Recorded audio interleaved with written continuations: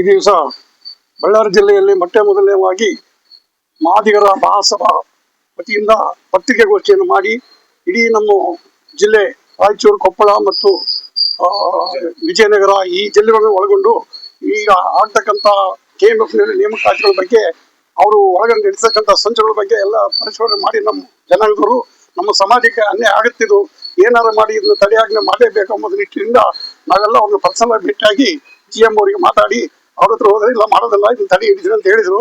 ಅದು ಹೇಳಕ್ಕಾಗಿ ಮತ್ತೆ ಒಳಗಿಂದೊಳಗನೆ ಅವ್ರು ಏನ್ ಮಾಡ್ಬೇಕು ಆ ಕೆಲಸ ಮಾಡ್ತಿದ್ದಾರೆ. ಇದು ನಮ್ಮ ಸಮಾಜಕ್ಕೆ ಅನ್ಯಾಯ ಆಗುತ್ತೆ. ಈಗ ಅವ್ರು ಮಾಡ್ತಕ್ಕಂಥ ನೇಮಕಾತಿ ರದ್ದು ಮಾಡಬೇಕು, ಸಮಾಜಕ್ಕೆ ನ್ಯಾಯ ಕೊಡಬೇಕು. ಒಳ ಮೀಸಲಾತಿಯ ಪ್ರಕಾರವಾಗಿ ನಮಗೆ A ಗ್ರೂಪ್ ಮತ್ತೆ ಚಲವಾದರೆ B ಗ್ರೂಪ್ ಈ ತರದಿಗೆ 4/25.2 ಪ್ರಕಾರ ನಮಗೆ ನೇಮಕಾತಿ ನಮ್ಮ ಸಮಾಜಕ್ಕೆ ಕೊಡಬೇಕು. ನ್ಯಾಯ ಕೊಟ್ಟಲ್ಲಿ ಮಾತ್ರ ನಾವು ಸಮ್ಮತಿಯಿಂದ ಇರ್ತೀವಿ ಹೊರತು ಇಲ್ಲಾಂದ್ರೆ ಇದ್ರ ಬಗ್ಗೆ ಉಗ್ರ ಹೋರಾಟ ಮಾಡಕ್ಕೆ ನಾವು ನಡೀತೀವಿ.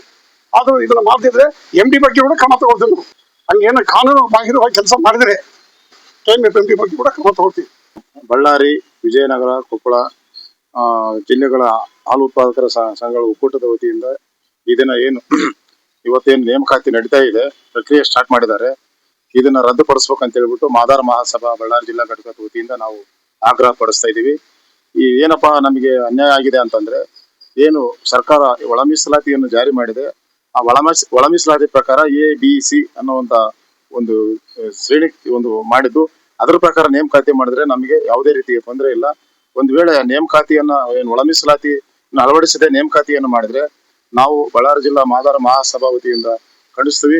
ಮುಂದಿನ ದಿನಗಳಲ್ಲಿ ಕೂಡ ಹೋರಾಟ ಮಾಡ್ಲಿಕ್ಕೆ ನಾವೆಲ್ಲಾ ಜಿಲ್ಲೆಗಳಿಂದ, ರಾಯಚೂರು, ಬಳ್ಳಾರಿ, ಕೊಪ್ಪಳ, ವಿಜಯನಗರ ಜಿಲ್ಲೆಗಳಿಂದ ಏನು ನಮ್ಮ ಸಮಾಜಕ್ಕೆ ಅನ್ಯಾಯ ಆಗ್ತಾ ಇದೆ, ನಮ್ಮ ಬಂಧುಗಳು, ನಮ್ಮ ಸಮಾಜದ ಬಂಧುಗಳು ಎಲ್ಲರೂ ಸೇರಿ ಸಂಘಟನೆಗಳು ಸೇರ್ಕೊಂಡು ನಾವು ಹೋರಾಟ ಮಾಡ್ಲಿಕ್ಕೆ ಕೂಡ ನಾವು ಸಿದ್ಧರಿದ್ದೀವಿ ಅಂತ ನಾನು ಆಗ್ರಹ ಪಡಿಸ್ತಾ, ಆದಷ್ಟು ನ್ಯಾಯಯುತವಾಗಿ ಸಂವಿಧಾನ ಬದ್ಧವಾಗಿ ಈ ಒಂದು ಅಭ್ಯರ್ಥಿಗಳ ಆಯ್ಕೆ ಪ್ರಕ್ರಿಯೆ ನಡೀಬೇಕು.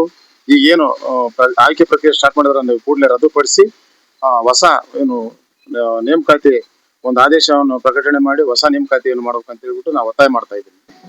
KMF ನಲ್ಲಿ, ಬಳ್ಳಾರಿಯ KMF ನಲ್ಲಿ ಇವತ್ತೇನು ನೇಮಕಾತಿ ನಡೀತಾ ಇದೆ, ಹಿಂದೆ ಸರ್ಕಾರದ ಆದೇಶ ಇತ್ತು ಹಳೆ ಮೀಸಲಾತಿ ಪ್ರಕಾರ, ಮೊದಲೆಲ್ಲ ಹಳೆ ಮೀಸಲಾತಿ 15% ಪರಿಶಿಷ್ಟ ಜಾತಿಗಳಿಗೆ ಮೀಸಲಾಗಿತ್ತು, ಪರಿಶಿಷ್ಟ ಪಂಗಡಗಳಿಗೆ 3% ಮೀಸಲಾತಿ ಜಾರಿಯಾಗಿತ್ತು. ಮೊದಲು ಹಿಂದಿನಿಂದ 7 ಮತ್ತು 7 24% ಆಗ್ಬೇಕಾಗ್ತದೆ. 17% SCಗೆ ಮತ್ತೆ 7% STಗಳಿಗೆ ಮೀಸಲಾತಿಯನ್ನ ನಿಗದಿ ಮಾಡಿ ಸರ್ಕಾರ ಹಿಂದೆ ಬೊಮ್ಮಾಯಿ ಸರ್ಕಾರ ಆದೇಶ ಹೊರಡಿಸಿತ್ತು. ಅದು ಕೋರ್ಟ್ನಲ್ಲಿ ಅದು ಬಿದ್ದೋಗಿದ್ರಿಂದ, ಅದಕ್ಕೆ ತಡೆಯಾಜ್ಞೆ ಇರೋದ್ರಿಂದ ಅದನ್ನ ಮಾಡ್ಲಿಕ್ಕೆ ಆಗ ಕಾರಣ. ಮತ್ತೆ ಹಳೆ ಮೀಸಲಾತಿ ಪ್ರಕಾರ 15 ಮತ್ತು 3 15 ಪರಿಶಿಷ್ಟ ಜಾತಿ ಮತ್ತು 3 ಪರಿಶಿಷ್ಟ ಪಂಗಡಗಳಿಗೆ ಏನು ಹಳೆ ಮೀಸಲಾತಿ ಜಾರಿಯಲ್ಲಿತ್ತೋ ಆ ಮೀಸಲಾತಿ ಪ್ರಕಾರ ಒಳ ಮೀಸಲಾತಿಯನ್ನು ಅಳವಡಿಸಿ 5.25 SC A ಗ್ರೂಪಿಗೆ, ವಲಯ ಮಾದಿಗ ಮತ್ತು ಉಪಜಾತಿಗಳಿಗೆ 5.25 ಮತ್ತು ವಲಯ ಮತ್ತು ಉಪಜಾತಿಗಳಿಗೆ 5.25 ಮತ್ತು ಕೊರ್ಜ, ಕೊರಮ, ಲಂಬಾಣಿ, ಗೋವಿ ಮತ್ತು ಅಲೆಮಾರಿಗಳಿಗೆ ಸೇರಿ 4.5 ಪರಿಶಿಷ್ಟ ಜಾತಿಗೆ ಮೀಸಲಾತಿಯನ್ನು ಒಳ ಮೀಸಲಾತಿಯನ್ನು ಅಳವಡಿಸಿ ಸರ್ಕಾರ ಏನು ಪರಿಷ್ಕೃತ ಆದೇಶವನ್ನು ಹೊರಡಿಸಿದೆ ಅದ್ರ ಪ್ರಕಾರ ನೇಮಕಾತಿ ಮಾಡೋದನ್ನ ಬಿಟ್ಟು